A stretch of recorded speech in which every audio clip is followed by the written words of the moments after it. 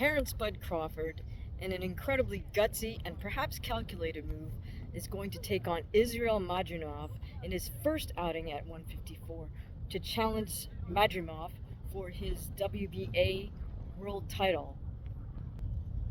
Terence is 40-0 with 31 KOs in the welter and junior welter divisions. MADRIMOV has a mere 11 fights under his belt. He's 10-0 with one technical draw. The draw occurred because his opponent sustained a cut and was not able to continue past the third round.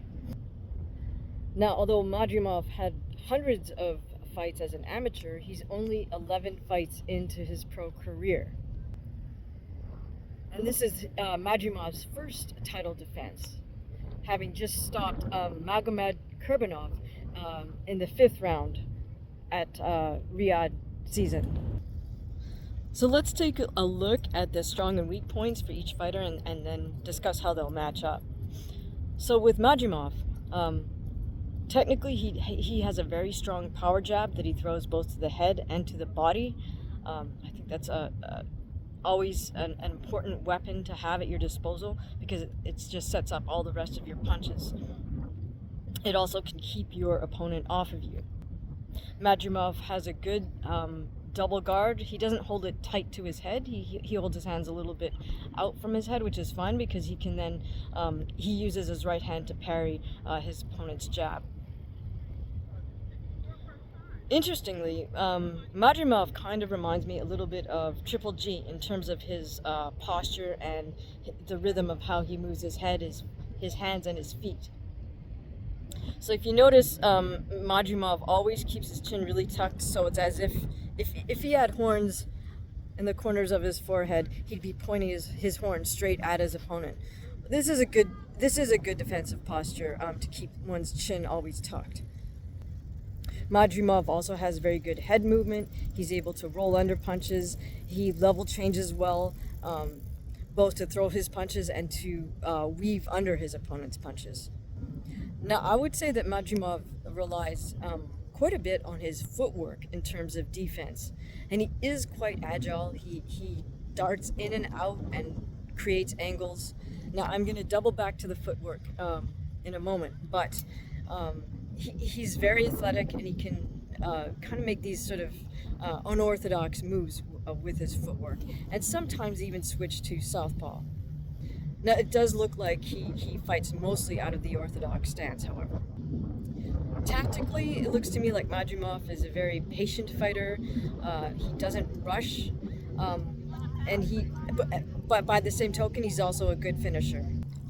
Once MADRIMOV knows he has his opponent hurt, or as we say, ready to go, he simply starts unleashing more rapid combinations. He doesn't try to load up and just take them out with one punch.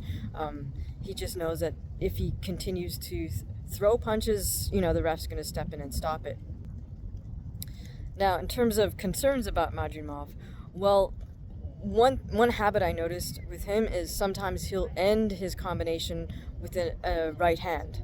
And that can be a little bit dangerous because when you're an orthodox fighter who ends with the right hand, your body's leaning forward, your head is open for your opponent's left hook because you're overextended and just ever so slightly off balance. Now, he doesn't do this all the time, but I would say it seems like definitely more than 50% of the time, MADRIMOV does not bother coming back with the left hook. Now, whether he does that specifically because he doesn't feel like there's any danger or it's just a bad habit, I'm not sure. But I'm going to guarantee you that's something that Team Crawford has noticed and will definitely look to take advantage of.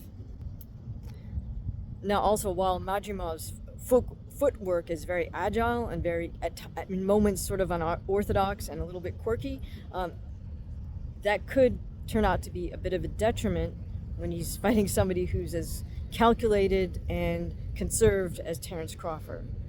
One, because he might, as we say, MADRIMOV might put himself in the trick bag with his tricky footwork.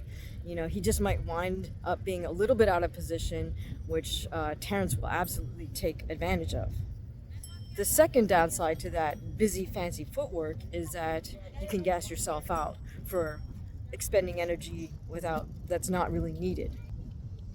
Finally, and this is probably the biggest concern with Madrimov, is simply, Bud has almost 4 times as many professional fights as he does, and that experience factor is going to definitely come into play when you're dealing with a high level fighter such as Terence Crawford.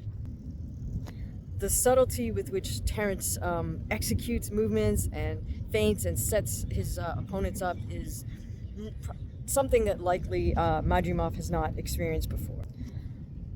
So to counter that, he's going to have to just listen to Diaz, his trainer, Joel Diaz, because surely Diaz should be able to, is going to have to read Terence very closely and give Madrimov very specific instructions on how to deal with the situations as they arise in live time. So on a side note there, I have to give a lot of credit to Madrimov's manager, Vadim Kornilov, because he, is the one I assume who decided to bring Madrimov to the LA area and to put him under the tutelage of Joel Diaz. I think that's an incredibly wise move to have your fighter live and train in the United States in a gym in LA, which is a hotbed of boxing, just simply to get the exposure, not only to the sparring, but just to the atmosphere in general, because there's a big gap between, say, the Eastern European amateur style versus, an American professional style of boxing. The Eastern European style of amateur boxing is, of course, designed to win amateur fights, which is all about points, getting in and out, having that adept footwork, touching your opponent, but not necessarily going in for power shots. Okay, so let's take a look at Bud Crawford. So I'm not really going to break him down technically because we know already, I think most of us already know how good he is, but let's take a look at the positives in terms of this specific fight. So first, of course, now that he's moved up to 154s, he doesn't have to drain himself to make the weight. He can maintain a high level of protein intake throughout his whole camp, and that will allow him to not only train harder but recover better over the course of the whole camp, and certainly in the lead up to the moment when he steps into the ring tonight. Second big plus for Terence is, of course, he's got 4 times as many professional fights as Israil, so he's absolutely accustomed to this, the whole pressure, the bright lights, the big crowds, the whole media obligations, and all of that in the lead up to the fight week, and then stepping into the ring itself. So certainly this gives Terence Crawford the mental edge in terms of just dealing with the stature of the fight. Finally, a real plus for Terence is simply that he's a very contained fighter, and that he's always very patient. He doesn't overextend himself physically or even, you can tell, mentally. He waits, he sets his opponent up, and when he needs to make the move, he makes the moves.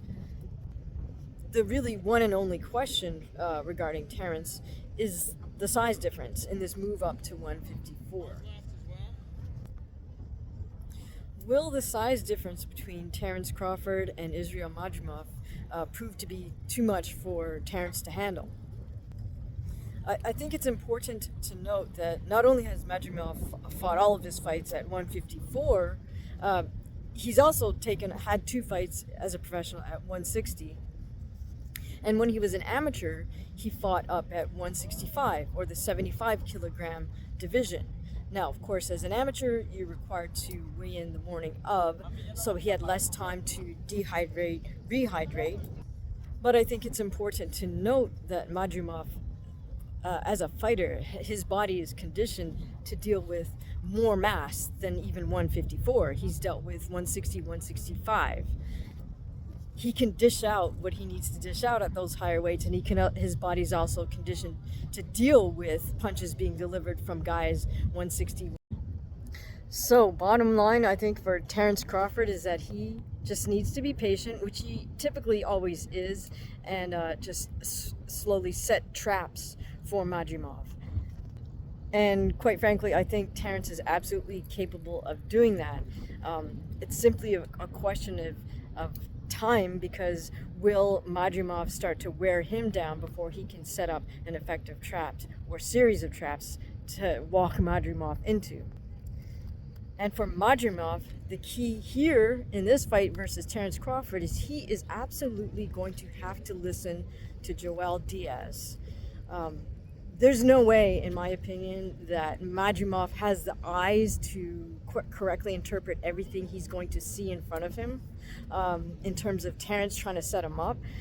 But hopefully Diaz will pick up on it, and so whether Diaz's instructions make sense to Madrimov or not, it's absolutely imperative that he listen to his trainer in the corner. So this also begs the question, because I'm not sure about whether he uses a translator in the corner.